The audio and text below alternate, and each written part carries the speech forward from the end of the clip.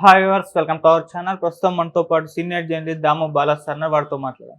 నమస్కారం సార్. నమస్తే. సార్, అల్లు అర్జున్ గారి పైన నంద్యాల పోలీస్ స్టేషన్లో కంప్లైంట్ చేయడం జరిగింది సార్. అసలు ఏం జరిగింది? మన నిన్న ప్రచారానికి వచ్చిన ఆ ఇష్యూకి సంబంధించి అంటున్నారు. అసలు ఏం జరిగింది సార్?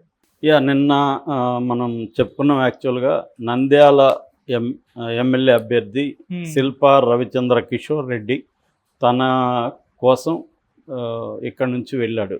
హైదరాబాద్ నుంచి అల్లు అర్జున్ వెళ్ళాడు. సో వెళ్ళి అక్కడ వాళ్ళ ఇంట్లో బయట నుంచి పైన నుంచి జనాలకి మాట్లాడడం వచ్చేసాడు. అయితే కొన్ని వేల మంది అల్లు అర్జున్ చూడడానికి వచ్చాడు. మామూలుగా ఏంటంటే అల్లు అర్జున్ జనాల్లోకి రావడం తక్కువే ఉంటుంది కాబట్టి అల్లు అర్జున్కి ఎలాగో ఇప్పుడు పుష్ప తర్వాత ఇంకా క్రేజ్ చాలా పెరిగింది. దాంతో అతని మీద తహసీల్దార్, అక్కడ ఉన్న tahsildar and RO returning officer complaint ఇచ్చారు పోలీసులకి. నంద్యాల 2 టౌన్ పోలీస్ స్టేషన్లో పోలీసులు కేసు నమోదు చేశారు. 71 క్రైమ్ నంబర్ 71/2024 188 ఐపీసీ సెక్షన్ కింద ఇతని మీద కేసు, ఇతని మీద రవిచంద్రారెడ్డి మీద, ఇద్దరి మీద కూడా కేసు పెట్టారు. అయితే ఈ కేసు ఎందుకు పెట్టారు, అసలు ఈ సెక్షన్ ఏంటి అనేది చూసినప్పుడు ఇప్పుడు ఆంధ్రప్రదేశ్లో ఏంటంటే ఎలక్షన్ కోడ్ అమల్లో ఉంది, తర్వాత ఏపీ యాక్ట్ 31 అమల్లో ఉంది, తర్వాత 144 సెక్షన్ కూడా అమల్లో ఉంది. ఇవి ఉన్నప్పుడు ఏంటంటే నలుగురు కంటే ఎక్కువ గ్యాదర్ అవ్వడానికి లేదు. ఒకవేళ గ్యాదర్ అవ్వాలంటే పర్మిషన్ తీసుకోవాలి. నిన్న 6 గంటల వరకు సమావేశాలు పెట్టుకోవచ్చు, కానీ ముందస్తు పర్మిషన్ ఆర్ఓ దగ్గర తీసుకోవాలి. అది తీసుకోకుండా వీళ్ళు ఇంతమంది గ్యాదర్ అవ్వడానికి వీళ్ళిద్దరు కారణమయ్యారు అనేది ప్రధానంగా. సో ఈ ఐపీసీ 188 ఏం చెప్తుందంటే పెద్ద ఎత్తున ని ఆర్గనైజ్ చేయడం ద్వారా జనాలకి ఇబ్బంది కలిగించడం కావచ్చు, లేదా హాని కలిగించడం కావచ్చు, ఇలాంటి కిందకి ఈ సెక్షన్ వస్తుందన్నమాట. దీంట్లో గరిష్టంగా 6 నెలల వరకు జైలు శిక్ష పడే అవకాశం ఉంది. ఇది కానీ ప్రూవ్ అయితే తర్వాత ఫైన్ కూడా వేస్తారు. అంటే ఫైన్ విత్ ఇంక్లూడ్ అవుతుంది, లేదా ఒక్కోసారి ఫైన్ లేకుండా ఓన్లీ జైలు శిక్ష కూడా వేయచ్చు. సో లేదు, జైలు శిక్ష బదులు ఓన్లీ ఫైన్ కూడా పడే అవకాశం ఉంది. సో జనరల్గా ఇట్లాంటివి చాలామంది మీద పెడుతుంటారు ఎలక్షన్ టైంలో.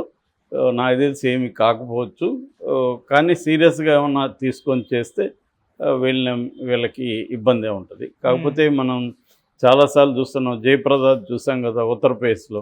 ఆమె మీద ఎప్పటి నుంచో కేసు ఉంది. దాదాపు 5 సార్లు కోర్టు వారెంట్ ఇచ్చినా కూడా ఆమె అరెస్ట్ గల మేనేజ్ చేసుకుంది.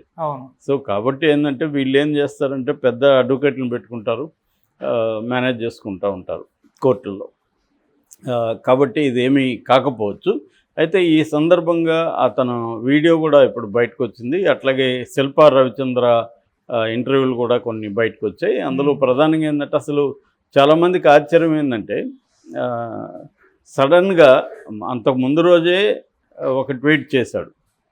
ఏది పవన్ కళ్యాణ్ వాళ్ళ చిన్నమామ అవుతాడు ఆయనకి.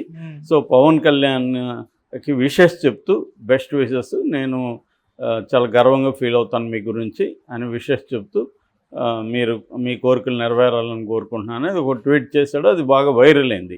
అల్లు అర్జున్, ఎందుకంటే ఈ మధ్యకాలంలో అల్లు అర్జున్ అంటే అల్లు అరవింద్ ఫ్యామిలీకి చిరంజీవి ఫ్యామిలీకి మధ్య అంత మంచి టర్మ్స్ లేవనేవి ఇండస్ట్రీలో కానీ బయట కానీ వినిపిస్తున్నాయి. దానికి తగినట్టే వాళ్ళంతా కలిసి ఉండడం అనేది తక్కువగా ఉంది. అసలే ఇవన్నీ కాదు, ప్రతి ఫ్యామిలీలో ఏవో ఇష్యూస్ ఉంటాయి. అందులో వీళ్ళది సినిమా ఫ్యామిలీ, ఇటువైపు number of heroes Chiranjeevi family నుంచి బాగా పెరుగుతున్నారు. సో ఆ యాంగిల్లో ఏదో ఒక ఇబ్బందులు అయితే ఉండొచ్చు, కానీ అది పక్కన పెడితే పవన్ కళ్యాణ్కి మద్దతు ఇవ్వడం అనేది అందరికీ ఆశ్చర్యమైంది. ఆశ్చర్యం తేరుకోకముందే ఇంకొక షాక్ ఇచ్చాడు.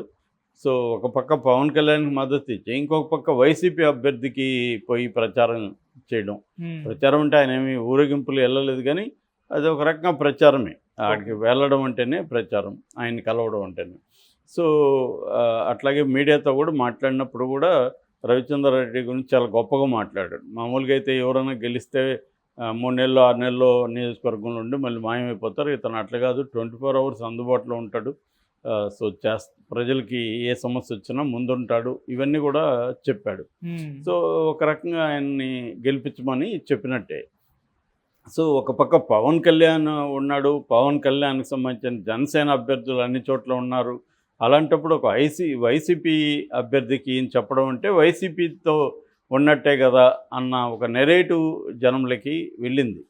అయితే ఆయన దాన్ని కూడా క్లారిఫై చేశాడు మీడియాతో. నాకు ఏ పార్టీకి సంబంధం లేదు, మా ఫ్రెండ్ ఇక్కడ నిలబడ్డాడు కాబట్టి మా ఫ్రెండ్ కోసం నేను వచ్చాను.